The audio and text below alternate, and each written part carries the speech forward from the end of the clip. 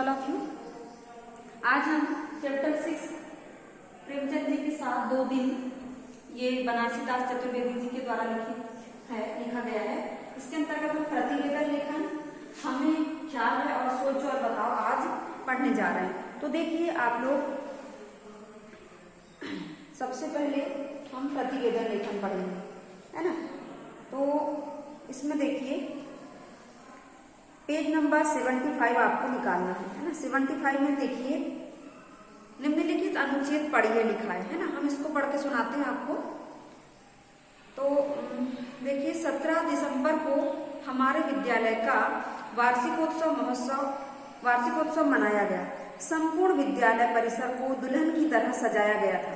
कार्यक्रम का आरंभ मुख्य अतिथि के रूप में पधारे क्षेत्र के नगर पार्षद श्री प्रकाश शुक्ला ने दीप प्रज्वलित करके किया। इस अवसर पर कई सांस्कृतिक कार्यक्रम प्रस्तुत किए गए। सभा का संचालन हमारे विद्यालय की हिंदी अध्यापिका सुश्री मंजू ने किया। उन्होंने अपने संबोधन में अपने आसपास को साफ सुथरा रखने के महत्व को समझाया। हमारी मुख्य अध्यापिका सुश्री ममता ने विद्यार्थी और परिश्रम विषय पर बहुत ही प्रेरक भाषण दिया।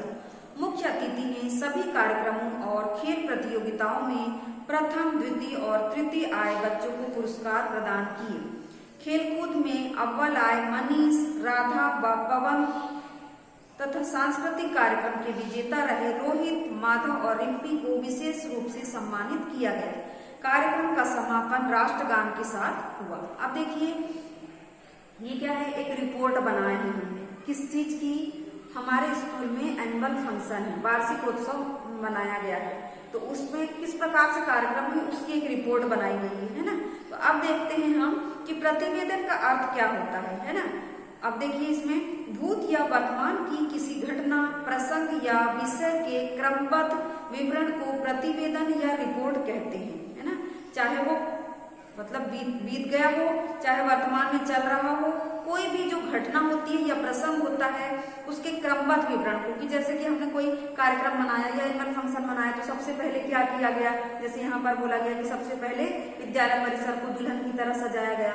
फिर कार्यक्रम जब जिस दिन स्टार्ट हुआ, कार्यक्रम का आरंभ मुख्य अतिथि के रूप में पधारे नगर के पार्षद श्री शुक्ला द्वारा दिए को प्रज्वलित करके किया गया। फिर इस अवसर पर सांस्कृतिक कार्यक्रम प्रस्तुत किए गए। सभा का संचालन हमारी हिंदी अध्यापिका सुश्री मंजू ने किया। उसके बाद उन्होंने अपने संबोधन में आसपास को साफ सुथरा रखने के लिए क्या बताया, के महत्व को बताया।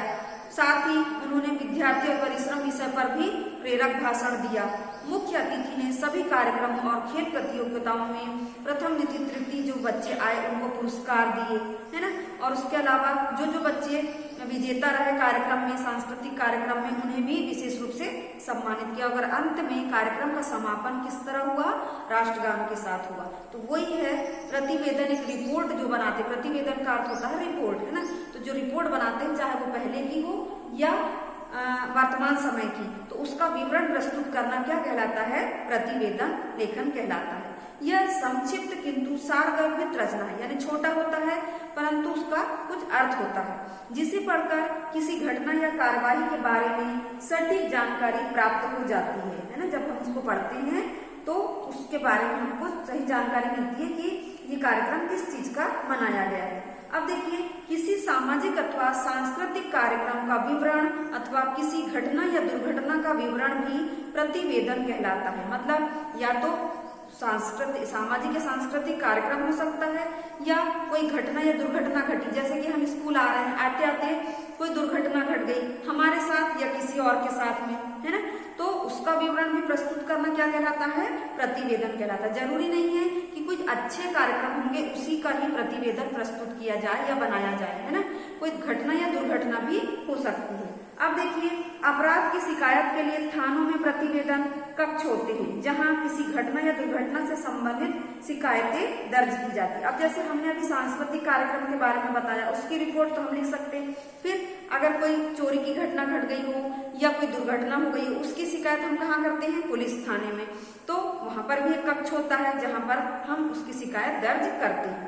अब देखिए, किसी कार्य, परियोजना, समस्या आदि पर तैयार विवरण भी क्या कहलाता है?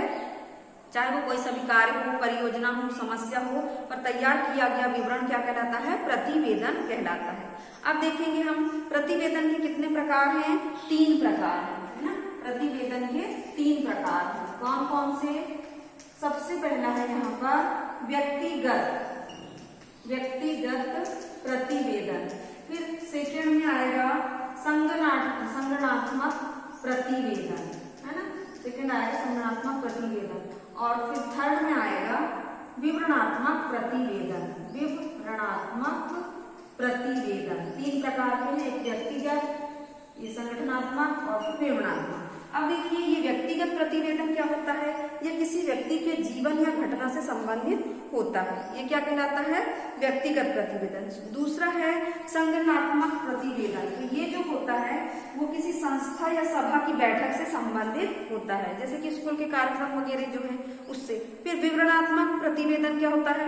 यह किसी मेला, यात्रा, रैली आदि से संबंधित होता है। अब यहाँ पर ध्यान देंगे कि क्वेश्चन हमको उल्टा भी आ सकता है कि मेला, यात्रा, रैली किस प्रकार के प्रतिवेदन से संबंधित है। क्वेश्चन मतलब सीधे भी आ सकते हैं और घुमाकर भी दे सकते हैं। तो हमको, अगर हम अच्छे से पढ़ें तो हमको मालूम होगा कि ये किसके अंतर्गत आता है? मेला, यात्रा और रैली विवरणात्मक। विवरण करते हैं ना हम, जैसे मेले में गए हैं, वहां पर हमने क्या क्या किया उसका विवरण।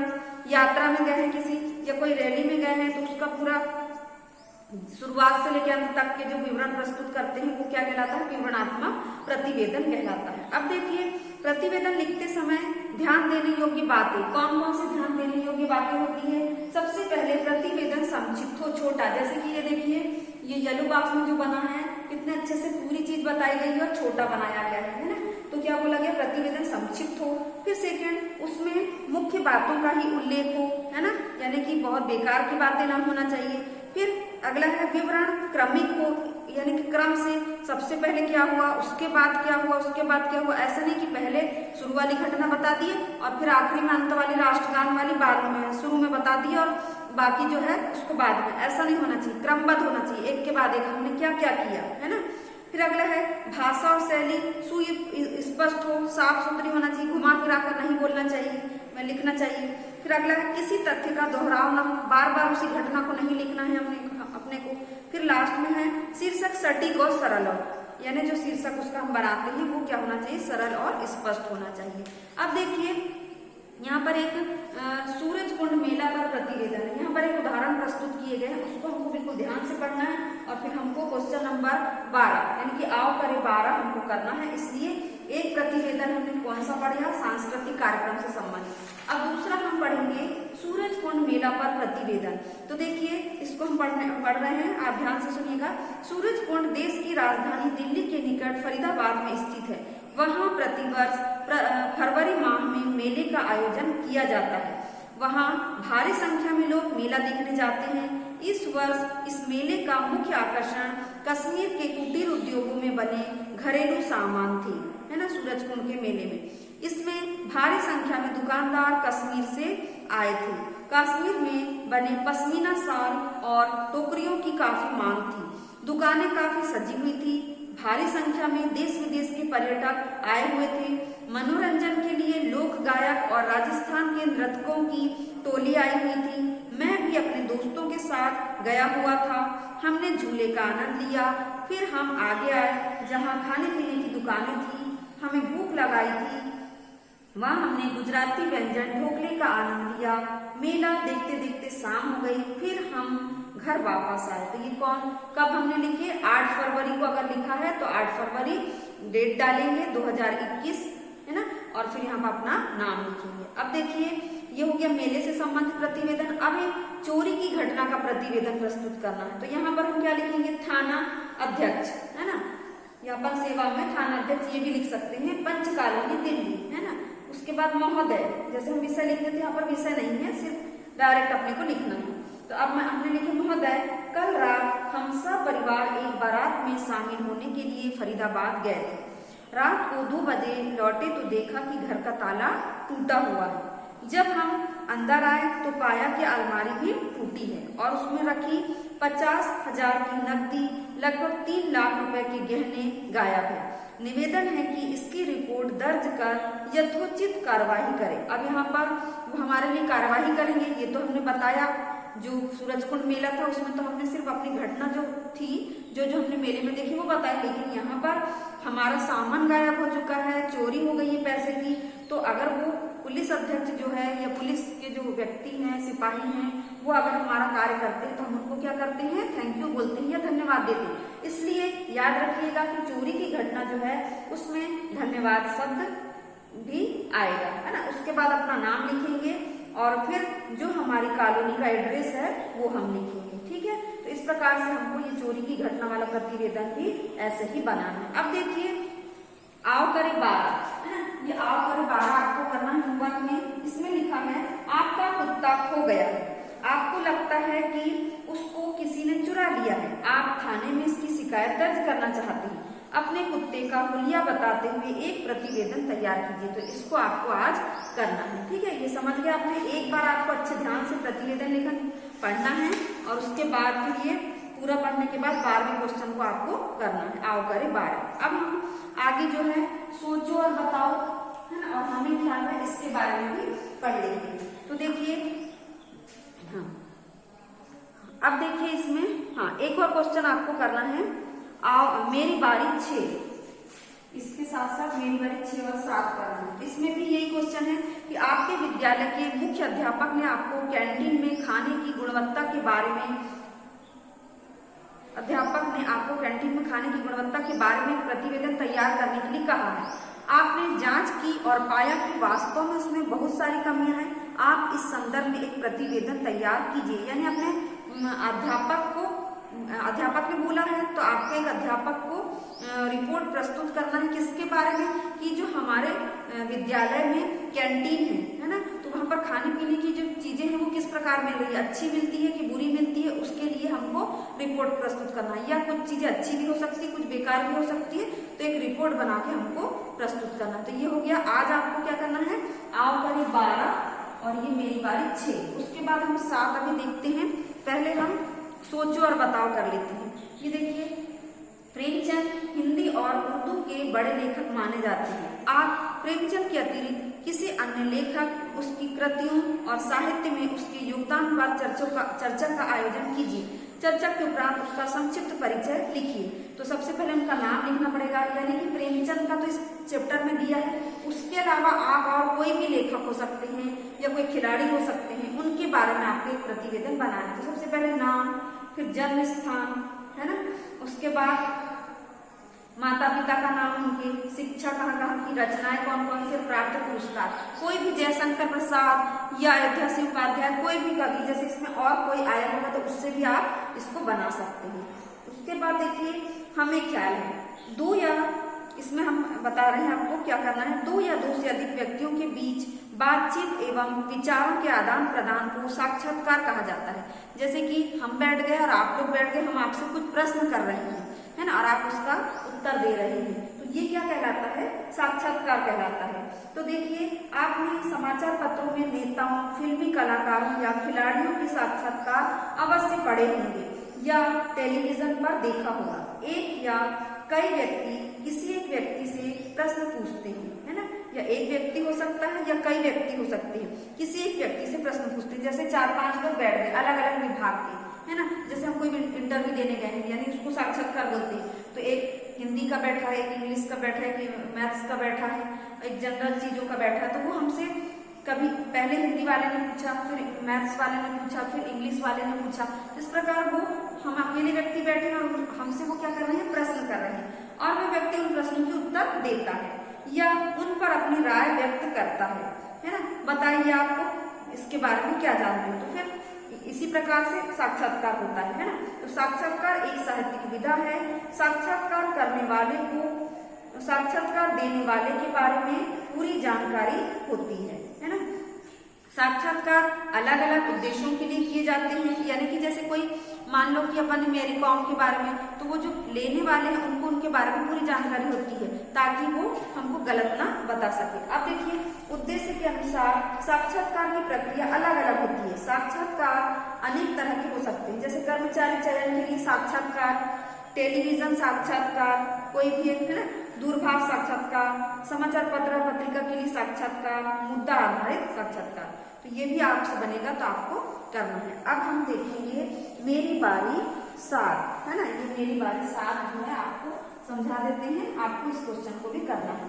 तो देखिए निम्नलिखित गद्यांश को पढ़कर पूछे गए प्रश्नों के उत्तर दीजिए। गद्यांश है, प्रेमचंद का वास्तविक नाम धनपत राय था, है ना। ये जनरल क्वेश्चन में भी आप याद रखेंगे, कभी जनरल आप लोग जो कुछ एग्जाम देते हैं उसमें भी इस प्रकार के क्वेश्चन आते हैं, हिंदी के भी, तो आपको ये सब ध्यान रखना है ना। वे उर्दू में नवाब राय के नाम से लिखते थे, है ना। उर्दू में जब लिखते तो किसके नाम से लिखते थे? नवाब राय के नाम से। उनकी कहानियों की पुस्तक सोजे वतन को अंग्रेजी सरकार ने जब्त कर लिया था। उनकी जो पुस्तक है कहानी की सोजे वतन, उसको किसने जब्त कर लिया था?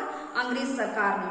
उस समय उर्दू अखबार जमाना के संपादक मुंशी दया नारायण निगम थे, है ना। क्या थे? उस समय उर्दू अखबार जो जमाना है उसके संपादक कौन थे? मुंशी दया नारायण निगम। उन्होंने सरकारी कोप से बचने के लिए प्रेमचंद को प्रेमचंद नाम से लिखने का सुझाव दिया। सरकारी कोप यानी होता क्रोध से, है ना। यह नाम उन्हें पसंद आया और इस तरह नवाब राय बदलकर प्रेमचंद हो गए, यानी प्रेमचंद जी का नाम क्या हो गया? प्रेमचंद हो गया नवाब राय से बदलकर। आगे देखिए, कलकत्ता में महावीर प्रसाद पोद्दार का एक प्रेस था, उसका नाम था वणिक प्रेस, है ना। श्री पोद्दार प्रेमचंद की रचनाएं बांग्ला भाषा के सुप्रसिद्ध उपन्यासकार शरद बाबू को दिया करते थे, है ना। ये जो पोद्दार हैं वो प्रेमचंद की रचनाएं बांग्ला भाषा के सुप्रसिद्ध उपन्यासकार शरद बाबू को दिया करते थे। एक दिन शरद बाबू से मिलने पोद्दार जी उनके घर गए। उन्होंने देखा कि शरद बाबू प्रेमचंद का कोई उपन्यास पढ़ रहे हैं। कौतूहलवश पोद्दार जी ने उन्हें उठाकर देखा तो उन्होंने प्रेमचंद के लिए उपन्यास सम्राट शब्द लिखा था, है ना।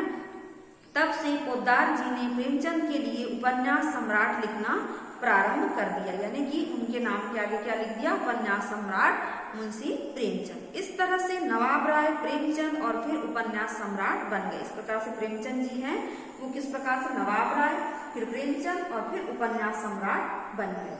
अब देखिए आगे सेकंड पैराग्राफ, प्रेमचंद के नाम से मुंशी शब्द जुड़ने को लेकर कई तरह की दलीलें दी जाती है, यानी कि कई बातें कही जाती है। दलीलें देना मतलब बातें करना। कई लोगों का मानना है कि प्रेमचंद अध्यापक रहे। अध्यापकों को उस समय प्रायः मुंशी कहा जाता था। इसके अतिरिक्त कायस्थों के, कायस्थ मतलब जो श्रीवास्तव लिखते हैं, है ना, के नाम के पहले सम्मान स्वरूप मुंशी शब्द लगाने की परंपरा रही है। संभवतः प्रेमचंद जी के नाम के साथ जुड़कर मुंशी शब्द रूढ़ हो गया, है ना। अब उसके बाद देखिए, प्रेमचंद जी के सुपुत्र अमृत राय का कहना था कि उनके पिता ने कभी भी अपने नाम के साथ मुंशी शब्द का प्रयोग नहीं किया। शायद किसी प्रशंसक ने उनके नाम के साथ मुंशी शब्द लगा दिया होगा और बाद में यह प्रचलित या प्रसिद्ध हो गया। यानी कई प्रकार की दलीलें देना मतलब कई प्रकार की बातें की गई है कि क्यों मुंशी नाम जुड़ा, है ना। सबसे पहले नवाब राय, है ना, तो नवाब राय जो है उस समय उर्दू अखबार जमाना के संपादक कौन थे? मुंशी दया नारायण निगम थे, है ना। तो उन्होंने सरकारी कोप से बचने के लिए प्रेमचंद जी को लिखने का सुझाव दिया और उसके बाद यह नाम प्रेमचंद जी को प्रेमचंद नाम से लिखने के लिए कहा, इसलिए उनका नाम क्या हो गया? नवाब राय हो गया। उसके बाद फिर उपन्यास सम्राट क्यों कहा गया? क्योंकि एक दिन वो जो पोद्दार जी हैं वो गए शरद बाबू के यहाँ, उन्होंने देखा कि वो एक उपन्यास पढ़ रहे हैं, एक उनकी रचना पढ़ रहे हैं, तो उन्होंने उपन्यास सम्राट नाम दे दिया। उसके बाद मुंशी प्रेमचंद जी क्यों कहने लगे? इनके मतलब जो पुत्र हैं उन्होंने कहा कि मुंशी शब्द का प्रयोग प्रायः नहीं किया जाता था, पर शायद इनके कोई प्रशंसक रहे होंगे, उन्होंने कहा, या कई लोग बोलते हैं कि जो श्रीवास्तव है, कायस्थ है, उनके नाम के आगे मुंशी लगाया जाता था, इसलिए इनको लगाया गया। और कई लोगों ने कहा कि उस समय अध्यापक के लिए मुंशी शब्द का प्रयोग किया जाता था, इसलिए उनका नाम मुंशी प्रेमचंद पड़ गया। अब देखिए क्वेश्चन करना है हमने को, फर्स्ट क्वेश्चन है नवाब राय प्रेमचंद कैसे बने। तो उसी समय यहाँ पर देखो सेकंड लाइन में, उस समय उर्दू अखबार जमाना के संपादक मुंशी दयानंद नारायण निगम थे। उन्होंने सरकारी कोप से बचने के लिए प्रेमचंद को प्रेमचंद नाम से लिखने का सुझाव दिया, है ना। और यह नाम उन्हें पसंद आया और इस तरह नवाब राय बदलकर प्रेमचंद हो गया। उसके बाद सेकंड क्वेश्चन देखिए, प्रेमचंद के नाम के साथ उपन्यास सम्राट कैसे जुड़ा। अब वहीं पे देखिए 4 लाइन छोड़ के आपको देखना है, श्री पोद्दार प्रेमचंद की रचनाएं बांग्ला भाषा के सुप्रसिद्ध उपन्यासकार शरद बाबू को दिया करते थे। एक दिन शरद बाबू से मिलने पोद्दार जी उनके घर गए। उन्होंने देखा कि शरद बाबू प्रेमचंद का कोई उपन्यास पढ़ रहे हैं। कौतूहलवश यानी कि आश्चर्यवश पोद्दार जी ने उसे उठाकर देखा तो उन्होंने प्रेमचंद के लिए उपन्यास सम्राट शब्द लिखा था। तब से पोद्दार जी ने प्रेमचंद के लिए उपन्यास सम्राट लिखना प्रारंभ कर दिया। उसके बाद देखिए अगला क्वेश्चन, मुंशी शब्द के बारे में प्रेमचंद जी के सुपुत्र की क्या राय। ये सेकंड पैराग्राफ में थर्ड वाली लास्ट से थर्ड लाइन देखिए, प्रेमचंद जी के सुपुत्र अमृत राय का कहना है कि उनके पिता ने कभी भी अपने नाम के साथ मुंशी शब्द का प्रयोग नहीं किया। शायद किसी प्रशंसक ने उनके नाम के साथ मुंशी शब्द लगा दिया होगा और बाद में यह प्रचलित या प्रसिद्ध हो गया। अब एक लास्ट क्वेश्चन है, महावीर प्रसाद पोद्दार कौन थे। तो आंसर लिखेंगे महावीर प्रसाद पोद्दार उर्दू अखबार जमाना के संपादक मुंशी दया नारायण निगम थी, है ना। ये हो गया आपका ये चैप्टर भी खत्म। अब हम अगला जो चैप्टर है आपका मंडे से स्टार्ट करेंगे। उसके पहले हम 3 दिन रिवाइज कर देंगे। तो ये 3 दिन रिवीजन जो करेंगे उसमें आपको सबसे पहले क्या करना है, फलों का चुनावी दंगल ये चैप्टर तैयार करना है। दूसरे दिन सुदामा चरित्र करना है और तीसरे दिन प्रेमचंद जी के साथ 2 दिन, ये 3। तो 2-3 दिन हम सैटरडे तक के रिवीजन करा देंगे आपको और उसके बाद मंडे से एक हमारा नेक्स्ट जो चैप्टर है वो स्टार्ट करेंगे। तो आज की क्लास हम यही समाप्त कर रहे हैं। आज आपको होमवर्क के रूप में आओ करे 12, मेरी बारी 6-7, है ना। और हमें ख्याल है कि अंतर्गत जो प्रश्न है वो बनेंगे तो आप लोग बनाइएगा। धन्यवाद बच्चों।